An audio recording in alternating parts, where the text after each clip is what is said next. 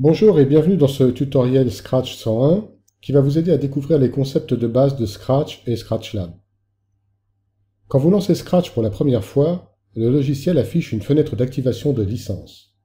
C'est ici que vous pouvez activer la licence que vous avez reçue. Si vous n'en avez pas, vous pouvez également activer Scratch Play, le lecteur professionnel gratuit. Dans le cas présent, j'ai une licence valide. Je peux donc la copier directement à cet endroit, puis cliquer le bouton d'activation. Attention, n'oubliez pas que vous devez être en ligne pour cette activation. Une fois activé, le logiciel nécessite un redémarrage. Sur PC, il le fait automatiquement, mais sur Mac, c'est à vous de le relancer.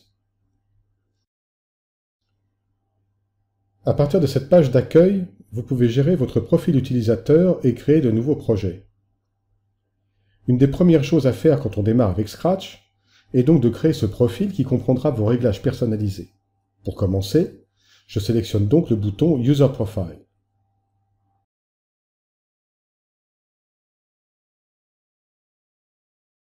Ici, je peux, si je le souhaite, lier mon profil à mon compte MyAssimilate, qui est gratuit, ce qui me permettra de synchroniser mes préférences, mapping de console et galerie d'étalonnage avec mon compte en ligne. De cette manière, je pourrai retrouver tous ces éléments sur n'importe quel système Scratch. Maintenant, créons un nouveau projet.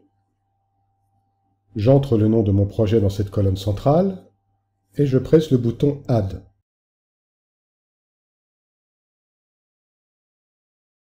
Avant d'entrer dans ce projet, je dois d'abord vérifier les paramètres de celui-ci et vais donc dans Project Settings.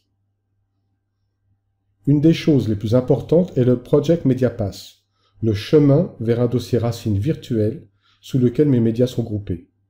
Par la suite, si les médias sont déplacés, je n'aurai qu'à spécifier un nouveau chemin et Scratch pourra reconnecter les plans. Ici, je donne comme chemin mon disque externe. Au milieu de ce menu Project Settings, vous pouvez voir plusieurs valeurs de résolution et de cadence par défaut. Ce ne sont que des préférences, Scratch pouvant gérer de multiples résolutions, cadence et espace couleur, au sein d'un même projet. Vous aurez tout le loisir de faire votre choix plus tard dans l'interface. Retour à l'écran d'accueil. Avant d'entrer dans mon projet, juste une chose. Vous voyez ce bouton Log Files à droite? Il s'agit d'un raccourci vers le dossier dans lequel Scratch stocke ses rapports d'activité qui contiennent des informations importantes concernant votre setup et les tâches effectuées. Quand vous contactez le support, pensez à toujours joindre le dernier log file, celui sans numéro, à votre email. Bon. Maintenant, entrons dans notre projet. La première interface sur laquelle j'arrive est ce que nous appelons le construct. Le construct est un espace de travail à deux dimensions. Horizontalement, c'est une timeline dans laquelle les plans sont stockés dans des slots séparés. Verticalement, un nombre de versions illimitées peut être additionné pour chaque plan. Scratch ne nécessite pas la mise en place d'une librairie, Media Pool ou Media Folder. Cela veut dire que je peux directement charger un plan dans mon construct. Le bouton Load Shots m'amène dans le navigateur de fichiers. Je peux donc naviguer dans mon arborescence vers le plan que je souhaite charger.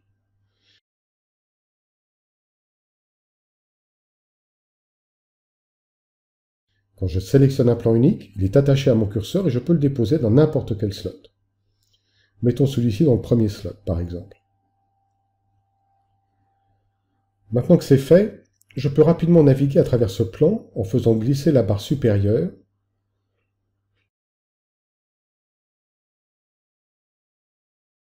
et je peux afficher ces métadonnées en glissant mon curseur vers la droite de l'interface.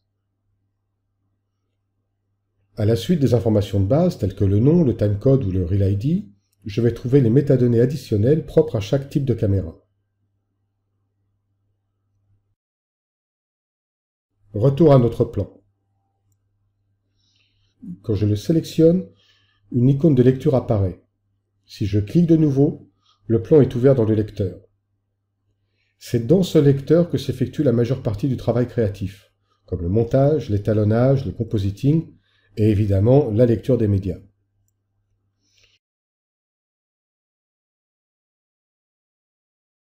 Je peux ajuster la position et la taille de l'image en utilisant les icônes de la barre d'outils ou bien la barre d'espace et la touche Alt.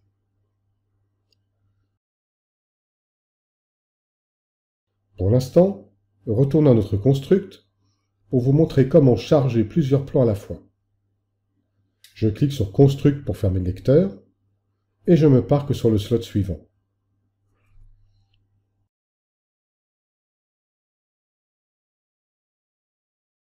J'utilise le même bouton Load Shots, mais ce coup-ci, je vais choisir l'option Multiple Shots. En faisant cela, l'option Depth devient active. Cette option permet en fait de contrôler la manière dont les plans seront répartis dans les slots du construct en se basant sur l'arborescence des dossiers dans votre stockage. De cette manière, les plans peuvent être chargés individuellement dans des slots ou sous forme de versions empilées. Pour l'instant, choisissons une valeur de 10, le maximum, qui nous assurera que chaque plan sera dans son propre slot. Cette option de Depth est détaillée dans un autre tutoriel plus avancé. Ensuite, je vais choisir le dossier que je compte charger et je sélectionne dans le filtre disponible le type de format spécifique que je recherche. Utiliser le filtre du navigateur est important car si je ne le fais pas, Scratch ouvrira tous les fichiers possibles, quel que soit leur codec, ce qui peut prendre plus de temps.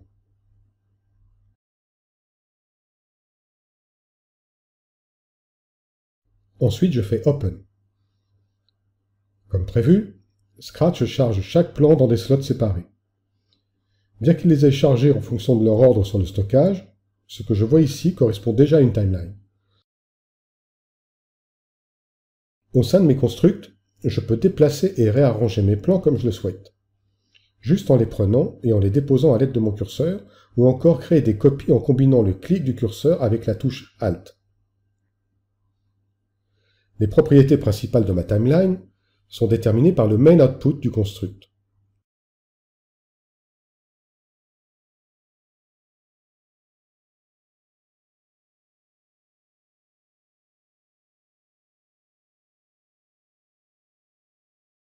Quand je sélectionne Output, j'atterris dans l'interface de sortie de mon construct. La première icône représente ma timeline, la seconde représente mon nœud de sortie principal, mon main output. Quand je clique dessus, tous ces paramètres sont affichés dans le menu ici en bas. Résolution, cadence, etc. Et je peux les modifier à tout moment.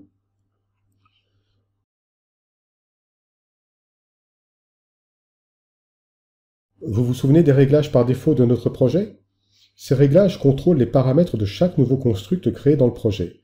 Mais comme vous le voyez maintenant, à ce niveau, je peux personnaliser chaque construct individuellement et à n'importe quel moment. Retour à notre construct et au lecteur, afin de vous présenter des outils plus créatifs. Ce coup-ci, plutôt que de cliquer sur un plan en particulier, j'utilise juste le bouton Play de la barre d'outils. Et je me retrouve dans mon lecteur, mais cette fois-ci avec l'ensemble de la timeline. Maintenant, je peux naviguer au travers de toutes celles-ci en déplaçant mon curseur dans la mini-timeline ou à l'aide des commandes de lecture. Comme promis, jetons maintenant un coup d'œil aux outils créatifs. En premier, allons dans le module de montage, Edit. En faisant un clic droit n'importe où, j'affiche un petit outil de navigation qui me permet d'accéder à ces environnements.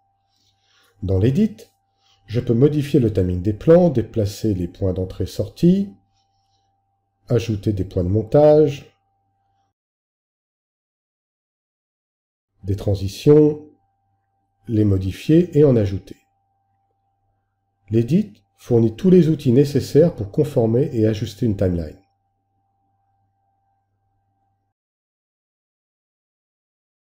Prochain arrêt, Matrix. C'est dans Matrix que s'effectuent tout l'étalonnage et le compositing. Attention, les outils disponibles dans Matrix seront différents selon que vous utilisez Scratch ou ScratchLab. Le Lab n'a que les outils d'étalonnage primaires, tandis que le Scratch possède une boîte à outils plus élaborée comprenant les secondaires et le compositing par layer. Ici, nous utilisons la version complète de Scratch. Ok, voyons donc comment travailler avec les outils d'étalonnage et les versions. Je commence par appliquer un ajustement basique en jouant avec les niveaux. Rouge, et en rendant l'image plus sombre. Si je suis satisfait du résultat, je peux en créer une version et continuer à travailler vers des propositions alternatives. Je glisse donc mon curseur vers la droite pour ouvrir le volet et en bas, je sélectionne version. Ensuite, je n'ai plus qu'à cliquer sur Add version et Scratch ajoute une version de ce plan. Maintenant, je peux créer une version alternative à l'aide des différents outils de contrôle colorimétrique. Je vais essayer de donner un look plus froid en ajoutant un petit peu de bleu et en rendant l'image plus lumineuse.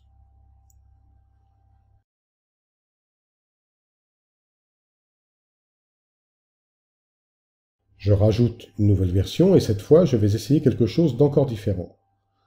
Avec les contrôles numériques, en réduisant complètement la saturation. Voilà. Nous avons donc créé 3 versions différentes du même plan.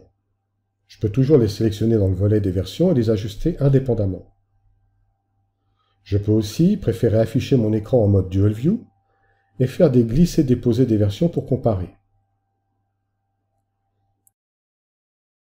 Ou encore, utiliser le mode Overlay qui me donne un volet pour une comparaison plus précise.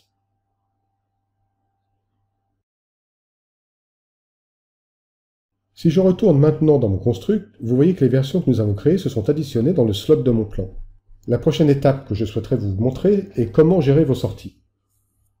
Jusqu'à présent, nous avons mis en place une timeline assez basique et ajouté un peu d'étalonnage. L'heure est venue donc d'exporter le résultat. Gérer les sorties se fait depuis le menu Output. Comme mentionné précédemment, chaque construct possède son propre Main Output, nœud principal. Je peux le processer sous forme de séquence, par exemple TIFF ou JPEG, mais je peux aussi ajouter d'autres nœuds. Ajoutons par exemple un export QuickTime ProRes. Et ajoutons également un export en MXF DNxHD. Pour chacun de ces exports, je peux ajuster la résolution. Par exemple, je garde mon MXF en HD et je modifie ma sortie QuickTime en SD. Comme vous le voyez, chaque nœud s'adapte à sa nouvelle résolution. De cette manière, il est facile de mettre en place des pipelines de sortie, chacune avec des paramètres et des destinations différentes. Maintenant, pour réellement exporter une de mes séquences, je dois la sélectionner et appuyer sur le bouton Process. Notez l'indicateur de progression sur la vignette ainsi que l'icône de Process visible sur le construct. Le process va continuer en tâche de fond aussi longtemps que je reste dans mon projet, ce qui me permet de continuer à travailler tranquillement. Pour finir, et pendant que le process suit son cours, j'aimerais vous montrer ce que nous appelons le Project Tree, que je peux afficher si besoin en glissant mon curseur vers la gauche. Un projet Scratch est très souvent constitué de toute une série de constructs, ce qui vous permet une organisation efficace du travail. Vous pouvez ajouter des constructs à tout moment et les organiser par groupe. En sélectionnant Edit à la base de ce volet, vous passez en mode d'édition du Project Tree, ce qui vous permet de les renommer. Renommons ce groupe Dailies Media. Ensuite, on va renommer notre construct Day 1.